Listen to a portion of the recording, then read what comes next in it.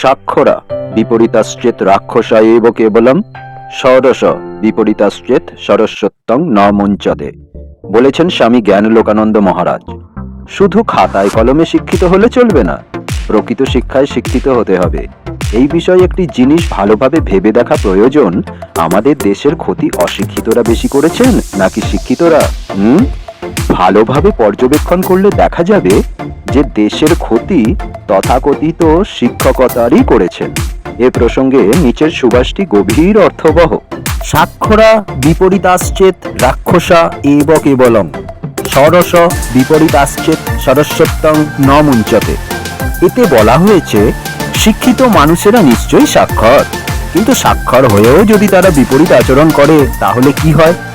না, সাক্ষর কথাটির বহুবচন করলে দাঁড়ায় সাক্ষরা, আর সাক্ষরা কথাটিকে বিপরীত ক্রমে বানান করলে হয় রাক্ষসা। অর্থাৎ সাক্ষরেরা বিপরীত আচরণ করলে তারা রাক্ষসে পরিণত হয়। কোনোদিন ভাবিনি এই বক্তব্য নিয়ে ভিডিও করব, বলা তো যায় না প্রশাসনিক রোষানল অথবা অধার্মিক জেহাদি রোষানল দগ্ধ করবে, কিন্তু মনে পড়ে গেল সেলিম ভাইয়ের কথা। গুজরাটি মুসলমান, আমার মহাগুরু, আমায় কারিগরি বিদ্যার গুপ্ত রহস্য উন্মোচন করতে সাহায্য করেছিল। তার বক্তব্য যদি সকলের সামনে তুলে ধরতে না পারি, তাহলে তো আমার মহাগুরু যোগী বাবার প্রতি গুরু দক্ষিণাই প্রদান করা হবে না। হ্যাঁ, সেলিম ভাই আমার মহাগুরু, সেলিম ভাই আমার যোগী বাবা। কেন সেটা অন্য গল্প, আরো বিশাল, সেটা বলবো অন্য জায়গায়। আজকে শুধু বলবো তার বক্তব্য। জানি না কেন সেলিম ভাই আমাকে বলেছিল, बंगाली तू पढ़ा लिखा है, तू समझ पाएगा, जाके किसी भी तरह दुनिया को ये पैगाम दे ताकि सबको असलियत का पता चले। जो हो गया वो तो वापस नहीं आएगा, पर जो अभी तक बिगड़ा नहीं वो तो कम से कम बच जाए। जहाँ के लोग अभी तक बिगड़ा नहीं वो लोग तो कम से कम बच जाए। हमारे पूर्वज ने क्या जुल्म सहे हैं उसका पता तो चले सबको। বন্ধুরা, যে ভিডিওটি দেখলে এই মাত্র এই প্যালেস্টাইনের সাধারণ নাগরিক সেখানকার আতঙ্কবাদী সংগঠন হামাসের বিরুদ্ধে হামাস কুইট প্যালেস্টাইন আন্দোলনের প্ল্যাকার্ড নিয়ে রাস্তায় বেরিয়ে পড়েছে। কারণ আজ বিশ্ববাসীর কাছে প্রমাণিত হামাস তাদের সুরক্ষা প্রদানে ব্যর্থই শুধু নয়, একক মহিলা ইহুদি সুরক্ষা কর্মীকে যখন 150 জিহাদি হঠাৎ করে আক্রমণ করে, অত্যাচার করে, ধর্ষণ করে, হত্যা করে, নগ্ন করে, গাড়িতে করে ঘুরে বেরিয়ে ভিডিও করে যে পৈশাচিক উল্লাস দেখিয়েছে, নিরীহ নিরস্ত্র উৎসবে মাতোয়ারা সাধারণ ইহুদি মানুষকে বন্দী করে অত্যাচার করেছে, তার প্রতিশোধ যখন ইসরায়েলি সেনা নিতে শুরু করলো, তারা খড়ের গাদার মতো পুড়ে ছাই হয়ে গেল। সৈন্যদলের বিরুদ্ধে একলা নারীকে ধর্ষণ করে বীরত্ব দেখানোর কোনো জায়গায় কাজে এলো না। ওদের বীরত্ব ওই একলা নারীকে ধর্ষণ করা আর হত্যা করা। ব্যাপার যাই হোক, হামাসের এই চুলকানিতে সেখানকার লোকের নাগরিক জীবন বরবাদ হয়ে গেল। বেঁচে আছে আমাদের পশ্চিমবঙ্গ। বর্তমানের এই ভিডিওটা হলো যাদবপুর বিশ্ববিদ্যালয়ে। শোনা যাচ্ছে সেইখানে নাকি ইফতার পার্টিতে এইসব আজান টাজান দেওয়া হয়েছে। অর্থাৎ যেখানকার লোক এখনো বেগড়ায়নি তাদেরকে বেগড়ানোর জন্য উস্কে দিয়ে যাচ্ছে। হ্যাঁ, শুধু সেলিম ভাইয়ের মুখ থেকেই নয়, তার পরিবার, তার গ্রামের লোকজনের কাছে শোনা, যে গ্রামে আমার বাঙালি কলকাতার নব্য ইঞ্জিনিয়ার ভাইরা চেহারা দেখেই ঢুকতে ভয় পেত, আর আমি একা সাইকেল নিয়ে নির্ভয়ে ঘুরে বেড়াতাম। গোধরা কাণ্ডের ঘটনার বিবরণ বা ঘটনার সত্যতা জানার জন্য।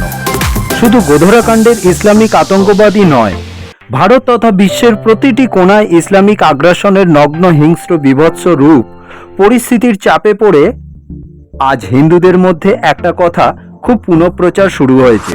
সেটা হলো এক হাতে শস্ত্র আর এক হাতে শাস্ত্র।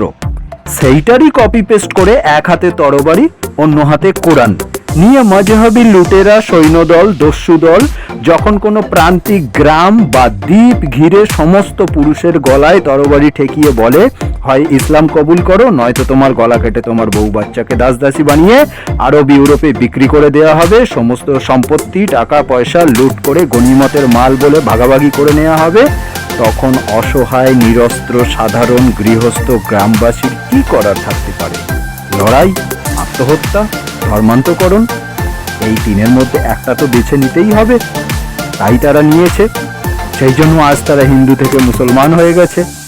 সেলিম ভাই আর তার গ্রামের লোকেদের কাছে জানতে পেরেছিলাম কি হয়েছিল গোধরাকাণ্ডের আসল ঘটনা, কিভাবে পাকিস্তানপন্থী জেহাদি আতঙ্কবাদী ইসলামিক জেহাদ খিলাফতের নাম নিয়ে গুজরাটকে কাশ্মীর বানানোর ষড়যন্ত্র করেছিল। একদল উগ্র, অশিক্ষিত, অসামাজিক মজহবী রাক্ষসের দল। তাদের বীরত্ব কেবল ওই নিরস্ত্র, নিরীহ নারী, শিশু ও মানুষের ওপরেই। শুরু হলো ট্রেন জ্বালানোর মধ্যে দিয়ে, সাবরমতী এক্সপ্রেস। তারপর তারই পরিপ্রেক্ষিতে তারাই শহরে ঢুকিয়ে স্থানীয় লোকেদের ওপর নির্বিচারে মারতে শুরু করে।